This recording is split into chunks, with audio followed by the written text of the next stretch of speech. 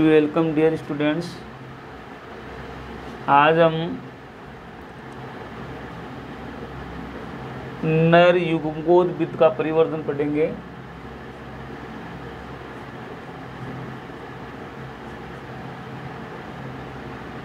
नर युग्मकोद्भिद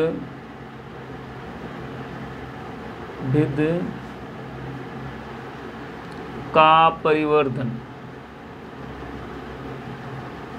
यानी हमारा पॉइंट रहेगा नर युग्मकोद्भिद का परिवर्तन, या इसे कह देंगे अपने अंग्रेजी के अंदर development of male gametophyte, development of male gametophyte या नर युग्मकोद्भिद का परिवर्तन। अगर आपको याद है तो आज से जो पहले वाली वीडियो था उसमें मैंने नर युग्मकोद्भिद के बारे में थोड़ी बहुत जानकारी बताई थी आपको। और उस वीडियो में हमने बताया था जो नर युग्मकोद्भिद है इसका प्रारंभ लघु बीजाणु से होता है, यानी नर युग्मकोद्भिद का प्रारंभ किसे? लघु बीजाणु से होता है। ये बात मैंने बताई थी। और ये भी बताया था कि जो लघु बीजाणु हैं वो लघु बीजाणु इस नर युग्मकोद्भिद की प्रथम कोशिका होती है, यानी लघु बीजाणु नर युग्मकोद्भिद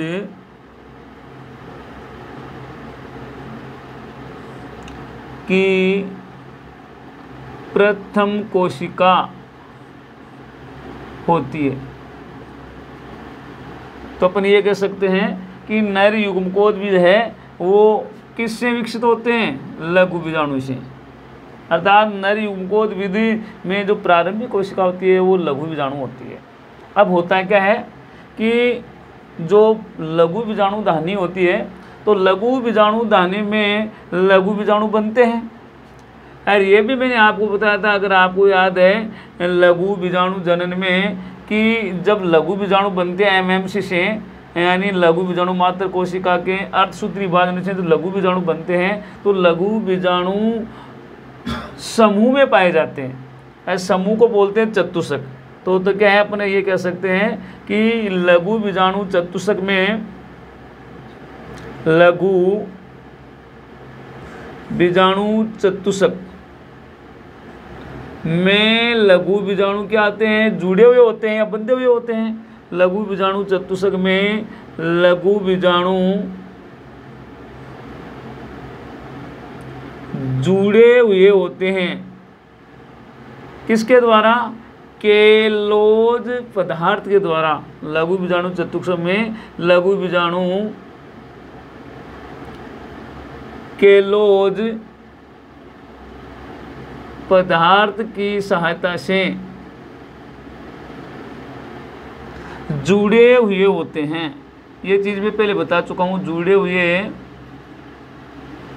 होते हैं। यानी अपने ये कह सकते हैं कि जो लघु बीजाणु दानी है उसमें लघु बीजाणु बनते हैं और वो लघु बीजाणु एक दूसरे से केलोज पदार्थ से जुड़े रहते हैं चार के समूह में। तो इसलिए उस समूह को क्या बोल देते हैं? लघु बीजाणु चतुष्क। लेकिन ये भी मैंने बताया था कि जो लघु बीजाणु चतुष्क है इसके अंदर लघु बीजाणु केलोज पदार्थ से जुड़े रहते हैं, लेकिन टेपिटम द्वारा। टेपिटम आपका क्या होता है? टेपिटम एक परत है, किसकी परत है? लघु बीजाणु दाहिनी की परत होती है। तो टेपिटम द्वारा स्रावित एक एंजाइम होता है। टेपिटम द्वारा स्रावित एंजाइम का नाम है केलेज एंजाइम। केलेज एंजाइम केलेज एंजाइम क्या करता है? ये केलेज एंजाइम इस केलोज पदार्थ का क्या कर देता है? अपघटन कर देता है। अपघटन कर देने से जो लघु बीजाणु चतुष्क के रूप में थे, ये लघु बीजाणु क्या हो जाते हैं, स्वतंत्र हो जाते हैं। तो अपन कहेंगे टेपिटम द्वारा स्रावित केलेज एंजाइम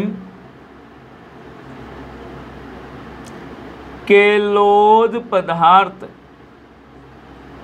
को अपघटित कर देते हैं, जिससे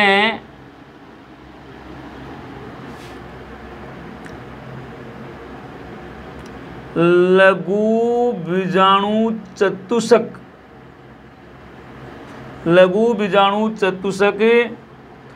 के लघु बीजाणु स्वतंत्र हो जाते हैं, यानी अब हमारे पास लघु बीजाणु क्या हो गए हैं, स्वतंत्र हो गए हैं।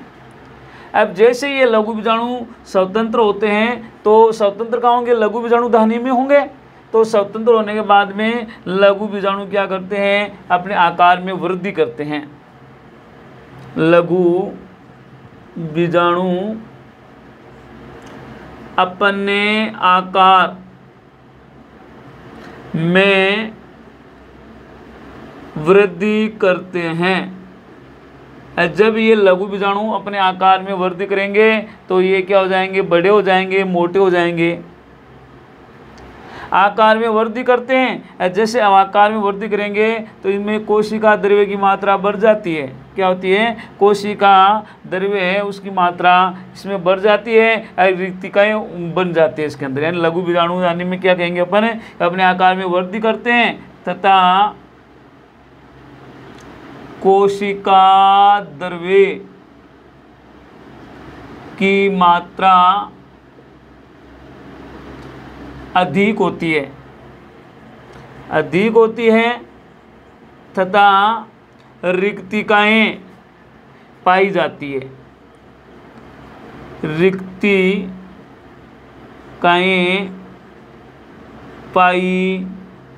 जाती है।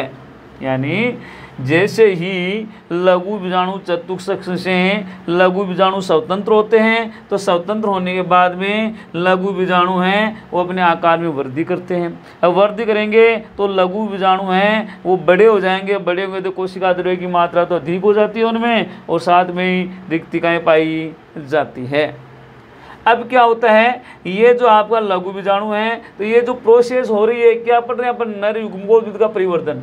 तो जो नर युग्मकोद्भिद के परिवर्तन की जो अवस्थाएं हैं उनको अपन दो भागों में बांट सकते हैं। दो भाग कौन कौन से, एक तो परागण से पूर्व की अवस्था, एक परागण से बाद की अवस्था। तो देखो मैं लिखता हूँ इसको भी,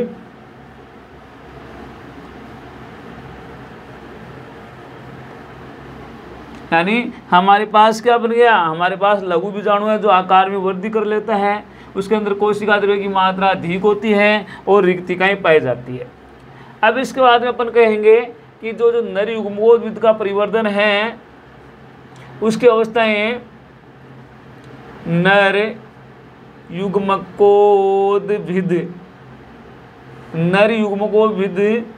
का परिवर्तन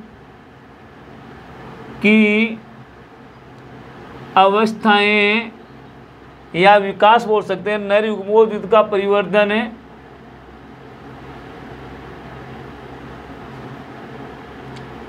परागण पूर्व तथा परागण पश्चात दो अवस्थाओं में संपन्न होता है। पश्चात दो अवस्थाओं में संपन्न होता है। फिर देखना, यानी जो नर युग्मकोद्भिद का अपन डेवलपमेंट पढ़ रहे हैं, ये डेवलपमेंट दो तरह से या दो अवस्थाओं में पाया जाता है। एक तो है परागण से पूर्व है, एक परागण के बाद। परागण से पूर्व है भी इसका विकास होता है, या परागण के बाद भी इसका विकास होता है। लेकिन ध्यान रहे, परागण से पहले क्या होता है, परागण से पूर्व परागण से पूर्व है क्या है हमारे पास लघु बीजाणु है जिसमें कोशिका द्रव्य की अधिक मात्रा है, रिक्तिकाएं हैं। तो परागण से पूर्व है लघु बीजाणु में क्या होता है, लघु बीजाणु में समसूत्री विभाजन होता है। क्या होता है, समसूत्री विभाजन, यानी परागण से पूर्व है। तो परागण से पूर्व जो लघु बीजाणु है वो क्या है आपका, वो लघु बीजाणु धानी में है, उसमें क्या होता है, समसूत्री विभाजन होता है। जैसे ही इस लघु बीजाणु में समसूत्री विभाजन होता है तो लघु बीजाणु में केंद्र होता है वो दो भागों में बढ़ जाता है। लघु बीजाणु का केंद्रक दो भागों में बढ़ जाता है, या अपन ये कह सकते हैं कि लघु बीजाणु में समसूत्री विभाजन होने से दो कोशिकाओं का निर्माण होता है। कितनी कोशिकाओं का निर्माण होता है, दो कोशिकाओं का। यानी ये घटना अपन परागण से पहले पढ़ रहे हैं। परागण से पहले लघु बीजाणु में समसूत्री विभाजन होता है। समसूत्री विभाजन होने से इसमें दो प्रकार की कोशिकाएं बनती हैं। एक कोशिका होती है बड़ी, एक बड़ी सेल बनती है, एक छोटी कोशिका बनती है। एक बड़ी कोशिका, एक छोटी कोशिका बनती है। जो बड़ी कोशिका है वो होती है आपकी कायिक कोशिका। क्या होती है, कायिक कोशिका। जो आपकी एक छोटी कोशिका होती है वो होती है आपकी जनन कोशिका। यानी परागण से पूर्व लघु बीजाणु में समसूत्री विभाजन होता है। समसूत्री विभाजन होने से एक बड़ी कायिक कोशिका का निर्माण होता है और एक छोटी जनन कोशिका का निर्माण हो जाता है। जैसे ये दो प्रकार की कोशिकाएं बन गई, अब हमारे पास जो लघु बीजाणु हैं वो द्विकोशिका अवस्था में आ जाएगा। यानी ये कह सकते हैं कि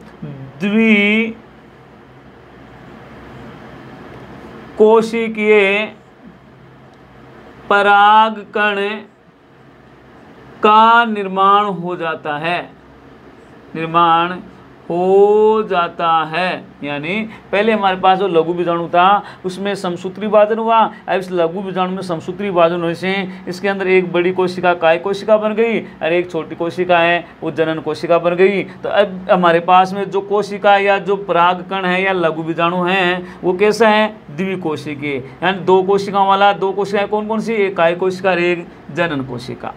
जब ये परागण द्विकोशिका अवस्था में होता है उस समय परागण की जो क्रिया होती है वो संपन्न होती है। तो अपन कह सकते हैं द्विकोशिकीय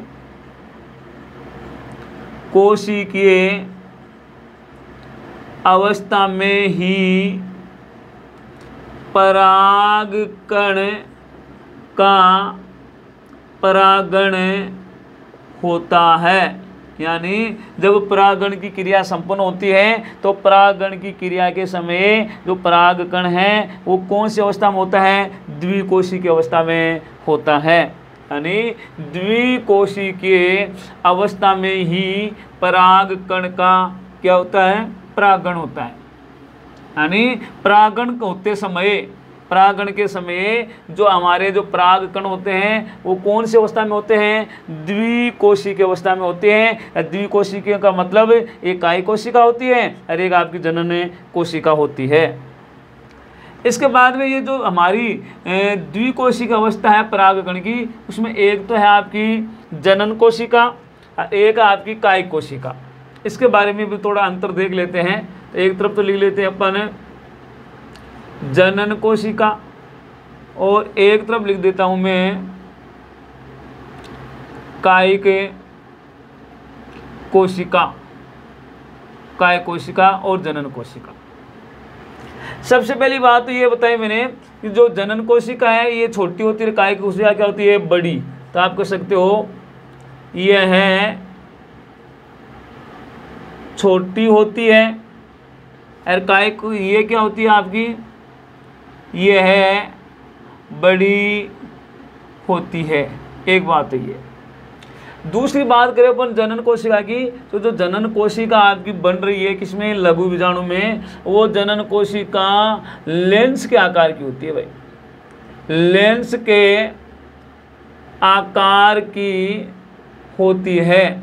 लेकिन ध्यान रहे ये शुरू में लेंस के आकार की होती है, फिर धीरे धीरे क्या हो जाती है, गोल हो जाती है जनन कोशिका। जो कायिक कोशिका होती है ये है आपकी अनियमित, यानी पहले गोल होती है, गोल से फिर अनियमित आकार की हो जाती है, अनियमित आकार की होती है, दूसरा अंतर हो जाएगा। फिर तीसरी बात करें अपन जनन कोशिकाओं की, तो जनन कोशिका के अंदर जो कोशिका द्रव्य है वो कम होता है, इसमें कोशिका द्रव्य कम होता है। और इसके अंदर की बात करें अपन तो इसमें कोशिका द्रव्य है आपका, कोशिका द्रव्य अधिक होता है। ठीक है, फिर अगली बात करते हैं अगले पॉइंट की, तो जनन कोशिकाओं में क्रोमेटिन पदार्थ अधिक होता है, ये ध्यान रखना, इनमें क्या होता है, कम होता है। तो आप लिख सकते हो इन कोशिकाओं में क्रोमेटिन पदार्थ अधिक पाया जाता है, क्रोमेटिन पदार्थ है वो अधिक पाया जाता है। लेकिन इनकी बात करें तो इनमें क्रोमेटिन पदार्थ कम पाया जाता है, यानी एक में अधिक है, उधर क्या है, कम है। इसके अगर बात करें आगे तो अगला पॉइंट रहेगा आरएनए। तो आरएनए जनन कोशिकाओं में आरएनए कम मात्रा में होता है, आरएनए की कम मात्रा होती है। और इधर बात करें तो आरएनए अधिक मात्रा में पाया जाता है। ठीक है, अब बात करें डीएनए की, तो डीएनए की बात करें तो डीएनए है वो जनन कोशिका और काय कोशिकाओं में समान होता है, यानी दोनों सेल्स में डीएनए वो समान मात्रा में होता है। इसके बाद में ये हमारी जनन कोशिका और काय कोशिका हो गई। अब क्या होता है कि जो परागकण हैं वो परागकण कहाँ आता है, परागकण वर्तिकाग्र पर आता है। अब वर्तिकाग्र पर आने के बाद में, क्योंकि मैंने कहा था कि नर युग्मकोद्भिद का परिवर्तन है वो परागण से पहले और परागण के बाद में दो अवस्थाओं में संपन्न होता है। तो ये जो क्रिया पढ़ी मैंने ये तो परागण से पहले की है, लेकिन जैसे ही मैं एक सेकंड बनाता हूँ इधर कि मान लो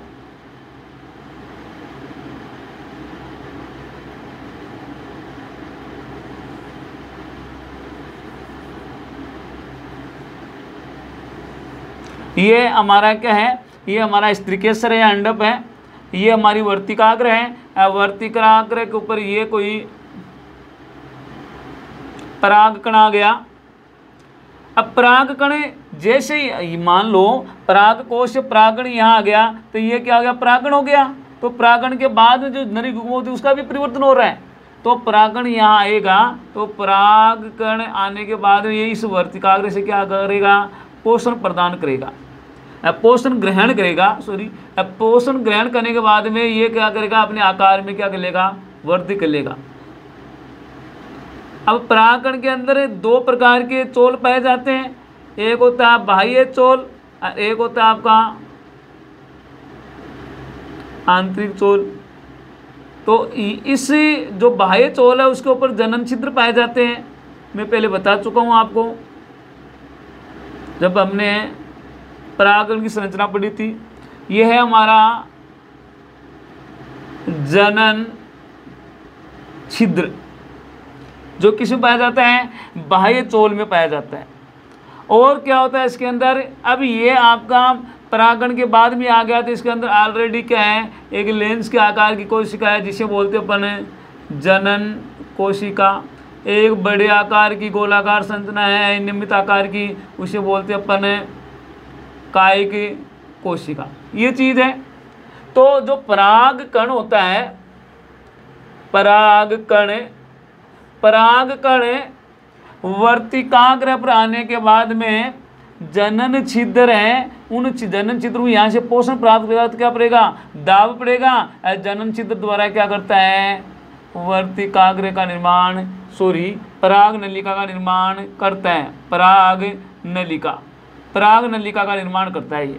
तो अपन कह सकते हैं पराग कण की अंतःचोल, जिसे बोलते हैं अपन इंटाइन, पराग कण की अंतःचोल द्वारा जनन छिद्र से पराग नलिका का निर्माण किया जाता है। यानी हम ये कहेंगे कि जो पराग कण है, पराग कण की अंतःचोल है, वो अंतःचोल जनन छिद्र से क्या करती है, पराग नलिका का निर्माण करती है। किसका निर्माण करती है, पराग नलिका का। जैसे ही इस डायग्राम में इधर बनाता हूं थोड़ा सा, कि ये मान लो पराग नलिका बन गई, ये पराग नलिका हमारी, पराग नलिका बन गई। तो इसके अंदर क्या है, इसके अंदर एक तो आपकी लेंस के आकार की कोशिका है, एक अनियमित आकार की। तो जैसे पराग नलिका बनेगी तो पराग नलिका बनते ही ये कायिक कोशिका है वो कहाँ चली आएगी, पराग नलिका में चली आएगी। पराग नलिका में कायिक कोशिका के आने से ये कायिक कोशिका है इस पराग नलिका की लंबाई को क्या करती है, बढ़ाती है। ये जैसे जैसे आपकी कायिक कोशिका आएगी आगे, तो कायिक कोशिका आएगी तो पीछे पीछे कौन सी, जनन कोशिका भी आ जाएगी, है जनन कोशिका। जनन कोशिका जैसे पराग नलिका में आती है तो पराग नलिका में आने के बाद में इस जनन कोशिका में क्या होता है, समसूत्री विभाजन होता है। समसूत्री विभाजन होने से इस जनन कोशिका से दो क्या बनते हैं, नर युग्मकों का निर्माण होता है। ये दो नर युग्मों का निर्माण होते ही जो ये संरचना हमारी जो पराग कण थी, ये पराग कण है। अब इसको अपन के जो संरचना बनी हुई है इसको क्या बोल देंगे, नर युग्मकोद्भिद। इस प्रकार एक नर युग्मकोद्भिद का क्या हो जाता है, विकास हो जाता है या परिवर्तन हो जाता है। नर युग्मकोद्भिद वास्तव में किसको बोलते हैं, तो ये चीज़ मैंने पहले भी बताई थी, फिर एक बार बताते हैं कि जो आपका अंकुरित परागण, ये परागकण जैसे वर्तिकाग्र में आया तो ये अंकुरित हुआ तो अंकुरित होने से इसमें पराग नलिका बनी। तो पराग नलिका बनने के बाद में इसमें जनन कोशिका अंदर आ गई, फिर उससे नर युग्मक बने। तो ये जो आपका परागकण अंकुरित हो रहा है उसे क्या बोलते हैं, नर युग्मकोद्भिद। तो अपन ऐसे कह सकते हैं अंकुरित परागकण को ही नर युग्मकोद्भिद कहते हैं। यानी जो अंकुरित परागकण होता है उसे नर युग्मकोद्भिद कहते हैं। लेकिन अंकुरित परागकण है, अंकुरित परागकण में भी क्या होता है, अंकुरित परागकण में क्या होना चाहिए, पराग नलिका एवं दो नर युग्मक युक्त अंकुरित परागकण होता है उसे अपन क्या बोलते हैं, नर युग्मकोद्भिद कहते हैं। इसके बाद में एक चीज अपन ये देखेंगे कि ज्यादातर अधिकांश पादपों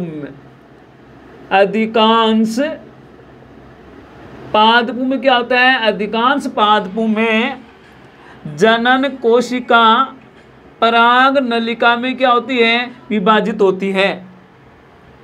ज़्यादातर अधिकांश पादपों में जनन कोशिका है वो कहाँ, पराग नलिका में विभाजित होती है। पराग नलिका में विभाजित होने के बाद में इससे क्या बनते हैं, नर युग्मक बनते हैं अधिकांश पादपों में। लेकिन दो पादप है, एक का नाम तो है कुल्फा, एक पादप का नाम तो क्या है कुल्फा, एक का नाम है बंदर बूटी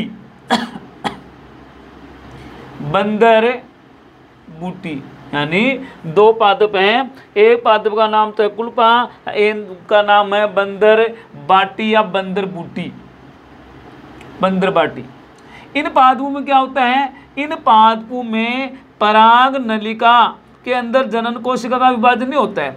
इन पादपों में जनन कोशिका है वो कहाँ पे, वो जनन कोशिका जब वर्तिकाग्र के ऊपर परागकण आता है आपका, तो वर्तिकाग्र पर परागकण आता है तो उस परागकण में ही जनन कोशिका क्या होती है, विभाजित करके दो नर युग्मकों का निर्माण कर लेती है। यानी अधिकांश पादपों में क्या होता है, अधिकांश पादपों में पराग नलिका बनती है। अब पराग नलिका में क्या बनते हैं, पराग नलिका में दो नर युग्मक बनते हैं। लेकिन कुल्फा और बंदर बाटी में जो आपका वर्तिकाग्र है, वर्तिकाग्र के ऊपर यहाँ पे यह वर्तिकाग्र है। अब वर्तिकाग्र में ये कौन है, परागकण। तो वर्तिकाग्र के ऊपर जनन कोशिका होती है, वो जनन कोशिका, ये जनन कोशिका विभाजित होके दो नर युग्मकों का निर्माण कर लेती है। ये ध्यान रखना, अधिकांश पादपों में तो पराग नलिका में विभाजन होता है, लेकिन कुल्फा और बंदर बाटी नाम का जो पादप होते हैं उनमें जनन कोशिका का विभाजन है वो वर्तिकाग्र के ऊपर ही हो जाता है।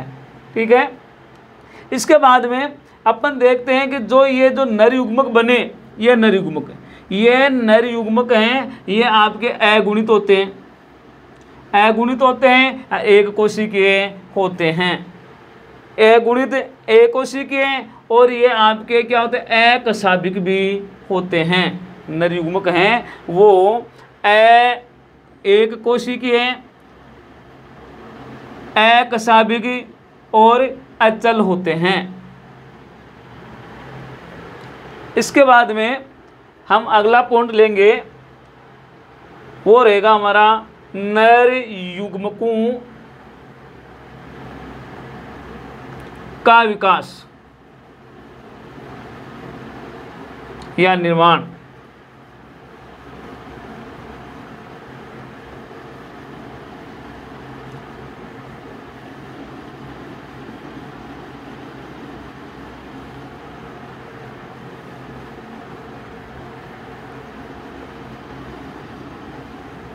अगला पॉइंट रहेगा हमारा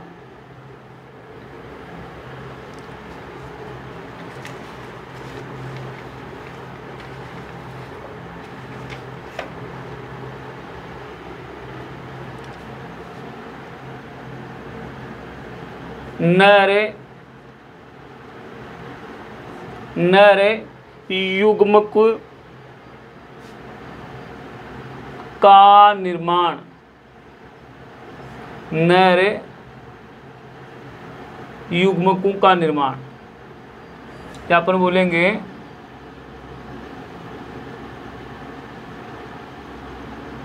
फॉर्मेशन ऑफ मेल गेमेट्स, यानी नर युग्मकों का निर्माण, यानी नर युग्मकों का निर्माण किस प्रकार होता है। तो अभी अभी अपने पढ़ा है, लास्ट में क्या पढ़ा था कि पहली बात यह है कि नर युग्मक होते हैं, नर युग्मक, ये नर युग्मक कितने होते हैं, संख्या में 2 होते हैं। तो नर युग्मकों का निर्माण है कौन सी कोशिका से होता है, तो जनन कोशिका से होता है। यानी नर युग्मकों का निर्माण जनन कोशिका से होता है, एक बात।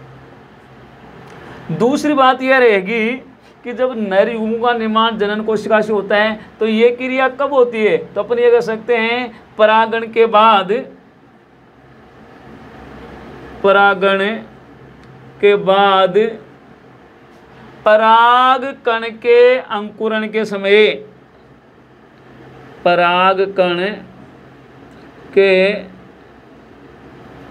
अंकुरण के समय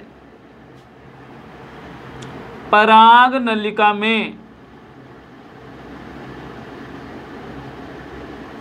पराग नलिका में जनन कोशिका के विभाजन से दो नर युग्मकों का निर्माण होता है। यानी परागण के बाद पराग कण में अंकुरण होता है। अब पराग कण में अंकुरण होगा तो क्या बनेगी? पराग नलिका बनेगी। अब पराग नलिका बनेगी तो पराग नलिका में जनन कोशिका है वो चली जाएगी। अब फिर जनन कोशिका में क्या होगा? विभाजन होगा। विभाजन होने से दो नर युग्मकों का निर्माण हो जाता है। इसके अलावा ये जो दो नर युग्मकों का निर्माण हुआ है तो ये दोनों नर युग्मक पराग नलिका के साथ ही बीजांड में प्रवेश करे जाते हैं। तो अपन कह सकते हैं कि दोनों नर युग्मक पराग नलिका के साथ ही बीजांड में प्रवेश कर जाते हैं। यानी दोनों नर युग्मक हैं वो पराग नलिका के साथ ही बीजांड में प्रवेश करे जाते हैं। इस प्रकार एक नर युग्मक है उनका निर्माण होता है। कहाँ पे होता है? जनन कोशिका के द्वारा पराग नलिका में होता है, पराग नलिका में।